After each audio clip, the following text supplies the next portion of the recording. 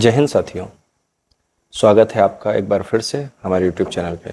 साथियों, आज मैं बात करने वाला हूँ जून माह के प्रथम सप्ताह में होने वाले एग्ज़ाम यूपी पुलिस कांस्टेबल के बारे में। साथियों, मैं मान के चलता हूँ कि मेरे वीडियो अमूमन 90% वे लोग देखते हैं जो वनडे एग्ज़ाम्स की तैयारी कर रहे हैं या फोर्स में आना चाहते हैं, पुलिस में आना चाहते हैं, उत्तर प्रदेश पुलिस में आना चाहते हैं।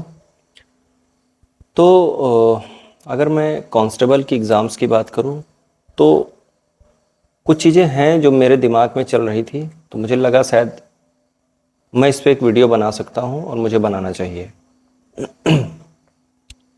साथियों, यूपी पुलिस कांस्टेबल का एग्ज़ाम देने से पहले कुछ चीज़ें, कुछ बातें हमारे दिमाग में होनी चाहिए। आप में से ही लगभग 90% लोग अभी पीछे 2 एग्ज़ाम जो हुए हैं उनको दिए होंगे। पहला था आपका यूपी पुलिस एसआई का और दूसरा था यूपी होमगार्ड का। मैं मान के चलता हूँ कि ज़्यादा से ज़्यादा लोग दिए होंगे। और अगर आपकी एज होगी, जो यूपी पुलिस कांस्टेबल एसआई का एग्ज़ाम दिए थे, अगर आपकी एज होगी तो आपने होमगार्ड और कांस्टेबल का फॉर्म ज़रूर फिल किया होगा। होमगार्ड का तो फिल ही किया होगा, लेकिन कांस्टेबल का भी फिल किया होगा। तो मैं बताना ये चाह रहा हूँ कि आपने एसआई का एग्ज़ाम दिया, तो एग्ज़ाम देने के बाद क्या आपको लगा कि वो एसआई का एग्ज़ाम था? जो डिफ़िकल्टी लेवल था पेपर का, क्या वो लगा एसआई का लेवल था? उसके बाद आप होमगार्ड का एग्ज़ाम दिए, जो भी दिए हैं वे चीज़ एनालिसिस करें अपने आप से कि क्या वो होमगार्ड का एग्ज़ाम था, होमगार्ड के लेवल का एग्ज़ाम था। तो मुझे लगता है कि ज़्यादातर लोगों का इसमें जवाब होगा कि नहीं, जो भी यूपी पुलिस एग्ज़ाम एसआई का था वो एसआई लेवल का नहीं था। वो उसका लेवल बहुत ही लो था। और वो चीज़ें हमें कट ऑफ में देखने को मिली हैं।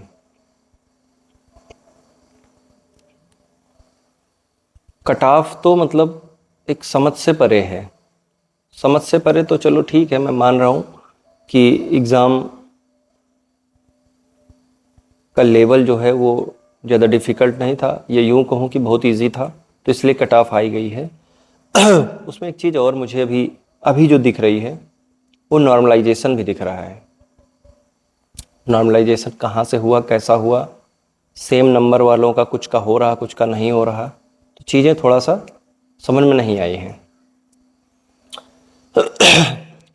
और एक चीज़ मैं बता रहा हूँ कि अगर आपने होमगार्ड का एग्ज़ाम दिया होगा तो उसको भी आप ध्यान रखिए कि क्या वो होमगार्ड लायक एग्ज़ाम था। मुझे तो लगता है कि वो काफ़ी ज़्यादा टफ एग्ज़ाम था। ऐसा लग रहा था कि मैं किसी टीचर की एग्ज़ाम दे रहा हूँ, जैसे कि टीजीटी वगैरह का या जूनियर एडेड वगैरह का, क्योंकि इसमें केमिस्ट्री, फिजिक्स, इनके भी क्वेश्चन देखने को मिले थे। तो 2 एग्ज़ाम हम अगर देखे हैं और तीसरा एग्ज़ाम हमारा हुआ यूपी लेखपाल का, जो भी कल परसों में हुआ है, जिसमें लगभग 83% उपस्थिति रही है। तो इन तीनों एग्ज़ाम से हमें एक चीज़ सीखने को मिल रही है कि पेपर का पैटर्न, पेपर का लेवल हम सोच नहीं सकते। पेपर का पैटर्न कैसा आएगा, पेपर का लेवल कैसा आएगा, हम सोच नहीं सकते हैं। लेखपाल के एग्ज़ाम से एक चीज़ समझ में आई है कि उपस्थिति लगभग 83% है। इसका मतलब है कि जो भी एस्पिरेंट्स हैं वो एग्ज़ाम छोड़ नहीं रहे हैं। होमगार्ड में तो हालांकि लगभग मुझे लग रहा है शायद 90% के आसपास रही होगी उपस्थिति। एसआई में कम था, 70% आसपास रहा होगा। तो आप चीज़ मान के चलिए कि जो भी यूपी पुलिस कांस्टेबल का एग्ज़ाम आ रहा है उसका कुछ लेवल नहीं है, कोई पैटर्न नहीं है। जो अभी के एग्ज़ाम देख के लग रहे हैं, जो पुराने 2-3 एग्ज़ाम देखे हैं, उसके अनुसार मैं बात कर रहा हूँ। तो एक चीज़ समझिए कि अगर आप एसआई की तैयारी शुरू से कर रहे थे, मुझे लग रहा है अगस्त में फॉर्म आया था, तो उस समय से अगर आप कर रहे थे तो यानी आप पढ़ाई के टच में तब से हैं। एसआई का एग्ज़ाम दिए थे और 120, 25, 30 के आसपास अगर स्कोर किए हैं तो इसका मतलब है आपकी तैयारी भी अच्छी है।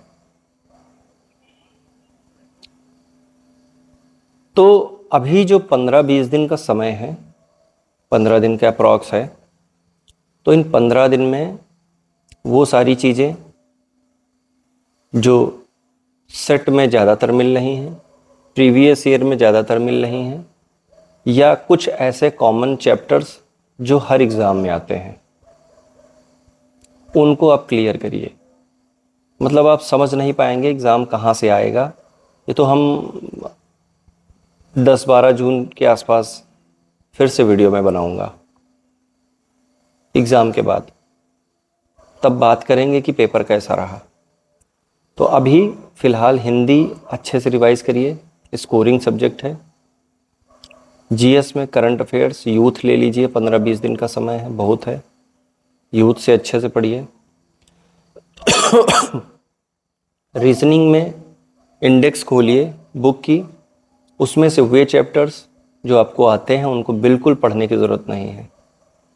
सिटिंग अरेंजमेंट हो गया, इन सब में क्या पढ़ लोगे, ब्लड रिलेशन हो गया, मेन चैप्टर आव्यूह हो गए जो भी, और पासा हो गया, घड़ी हो गई, तो ये सारे चैप्टर्स हैं, कॉमन हैं, हर एग्ज़ाम में एक आधा क्वेश्चन इन चैप्टरों से आता ही आता है, तो इनको क्लियर करिए। साथ ही साथ मैथ में कुछ चैप्टर हैं, पाइप टंकी हो गया, नाव नदी हो गया, हाइट एंड डिस्टेंस का, तो ये सारी चीज़ें क्लियर करिए। तो 15-20 दिन का जो भी समय है आपके पास, ये समझिए कि